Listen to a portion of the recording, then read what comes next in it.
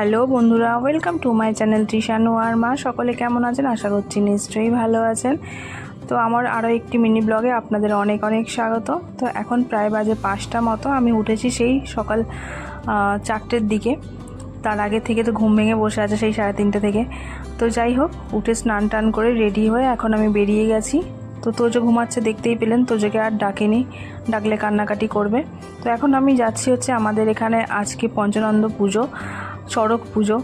তো সেখানে আমরা জল ঢালতে যাচ্ছি। আপনাদের দাদা এই যে ঘোড়াতে করে নিয়ে যাচ্ছে আমাকে। মাঝে সাঝে এরকম সাইকেলে করে ঘুরতে যেতে কিন্তু বেশ ভালোই লাগে আমার।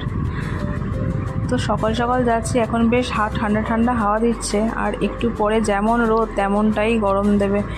তো সবাই মনে হয় এরকম গরমের জন্য সকাল সকাল এসে লাইন দিয়ে দেবে, কি জানি, দেখা যাক গিয়ে কি হয়। আর দেখুন, এই যে আমাদের সব মাঠে কিন্তু মেলার দোকানগুলোও বসে গেছে। তো বন্ধুরা, এই দেখুন 5টার সময়তে এসেও কোনো লাভ হলো না, কতটা পরিমাণে লাইন হয়ে গেছে দেখতে পাচ্ছেন।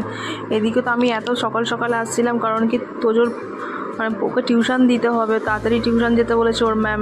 অন্যদিন স্কুল ছুটি থাকলে 8:30টার দিকে পড়ায়, কিন্তু আজকে ওর ম্যামের কোথাও বেরোনোর আছে বলে একটু তাড়াতাড়িই পড়াবে। এবার এতটা পরিমাণে লাইন হয়ে গেছে, আমি যদি এখন এই লাইনে দাঁড়াতে যাই তাহলে আমার প্রায় 8:30 9টা বেজে যাবে। তো সেই কারণে আমি সামনের দিকে গিয়ে একজনকে রিকোয়েস্ট করেছিলাম। তো সত্যি কথা বলতে এটা স্বাভাবিক ব্যাপার, ওনারা অনেক কষ্ট করে লাইন দিয়ে দাঁড়িয়ে আছে, আমি বললেই বা আমাকে ঢুকতে দেবে কেন। তবু আমি অনেক রিকোয়েস্ট করাতে সামনের দুজন ঢুকতে দেয়নি লাইনে। তো আর একজন একটু কথা শুনিয়েছে, তারপর আমাকে লাইনে ঢুকতে দিয়েছে। যাই হোক, মানে বাবার কাছে আসার জন্য একটু কথা শুনেই নিয়েছি, সেটা কোনো ব্যাপার না।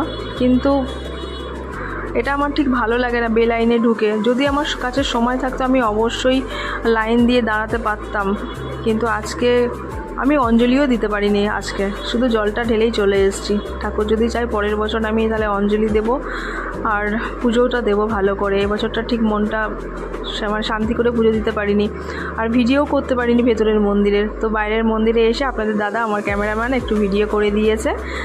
তো সেটাই আপনাদের কাছে তুলে ধরেছি। ভালো লাগলে অবশ্যই লাইক কমেন্টস করবেন। তাহলে আজকের মতো এইটুখানি, দেখা হচ্ছে আবার পরের অন্য কোনো ব্লগে। সকলে ভালো থাকবেন, সুস্থ থাকবেন, দেখা হচ্ছে খুব শীঘ্রই।